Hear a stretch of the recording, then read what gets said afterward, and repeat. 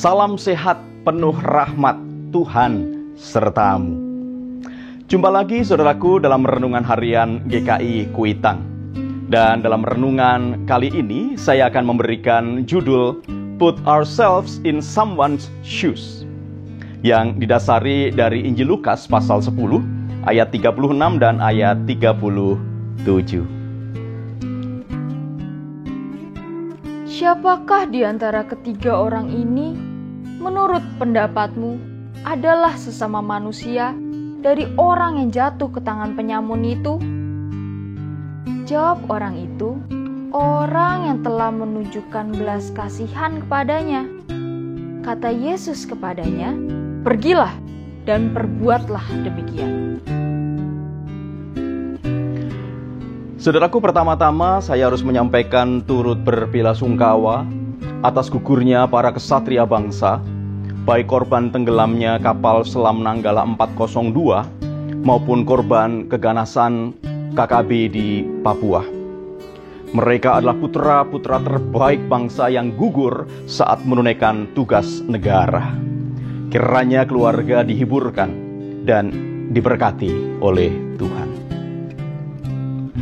Di tengah musibah kapal selam Nanggala 402, ternyata ada juga orang-orang yang mengunggah komentar-komentar negatif melalui media sosial. Setidaknya ada 7 akun media sosial mengunggah komentar negatif tadi.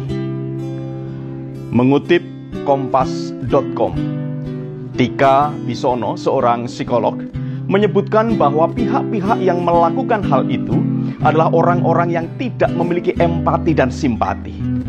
Selanjutnya disebutkan bahwa dalam ilmu psikologi, empati merupakan bagian dari kecerdasan emosi. Secara lebih luas, empati itu merupakan bagian dari kematangan seseorang dalam merespons peristiwa yang terjadi di sekitarnya. Nah, berbicara tentang empati, sepertinya idiom dalam bahasa Inggris yang berbunyi put ourselves in someone's shoes sangat tepat. Idiom ini mengajak diri kita untuk menempatkan diri pada posisi orang lain agar dapat memahami pergumulan orang tersebut dengan benar.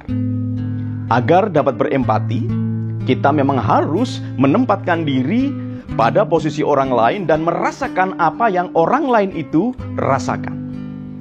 Namun, bagaimana dengan orang yang tidak bisa berempati? Dalam sebuah artikel di laman halodoc.com disebutkan bahwa kurangnya rasa empati terhadap orang lain menjadi salah satu ciri khas pengidap gangguan kepribadian narsistik. Orang dengan gangguan mental ini akan mengacuhkan maupun mengabaikan kebutuhan orang lain. Mereka sering memandang orang lain hanya sebagai objek untuk melayani atau memenuhi kebutuhan mereka. Orang dengan gangguan narsistik juga tidak peduli terhadap dampak perilaku pada orang lain. Satu-satunya hal yang mereka pikirkan hanyalah kepentingan diri sendiri. Saudaraku, di dalam kitab Injil, kita dapat menyaksikan bahwa karya Tuhan Yesus di tengah-tengah dunia menjadi acuan teladan yang sangat penting tentang empati atau bela rasa. Dari setiap kesaksian yang dinyatakan, tindakan dan ajaran Tuhan Yesus itu senantiasa didasarkan atas empati sebagai perwujudan kasih yang tulus dan sejati. Salah satunya adalah ketika merespon pertanyaan seorang ahli Taurat tentang siapa sesama manusia. Nah, dalam merespon itu, Tuhan Yesus memberikan perumpamaan tentang seseorang yang jatuh ke tangan penyamun dengan 3 sikap respon atau tanggapan dari 3 orang yang berbeda, yaitu imam, orang Lewi, dan orang Samaria. Dan di akhir perumpamaan itu, Tuhan Yesus bertanya kepada si ahli Taurat, siapakah di antara ketiga orang ini menurut pendapatmu adalah sesama manusia dari orang yang jatuh ke tangan penyamun itu? Pertanyaan Tuhan Yesus ini mengajak kita semua untuk berefleksi lebih jauh bahwa ternyata menjadi orang yang sama itu jauh lebih mudah daripada menjadi sesama manusia.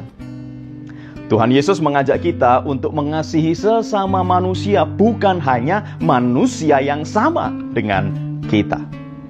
Mengasihi sesama akan dapat diwujudkan manakala kita bisa melakukan bela rasa.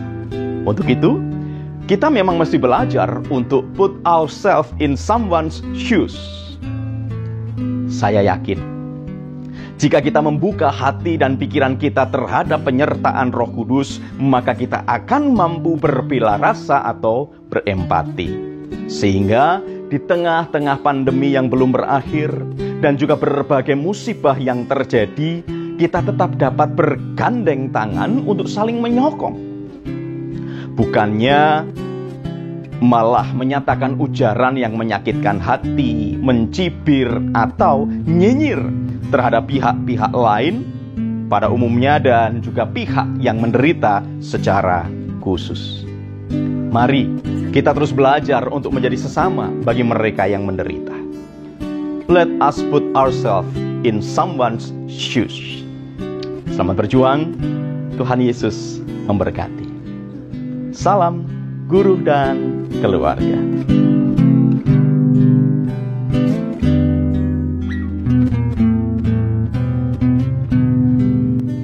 Saudaraku, mari kita berdoa.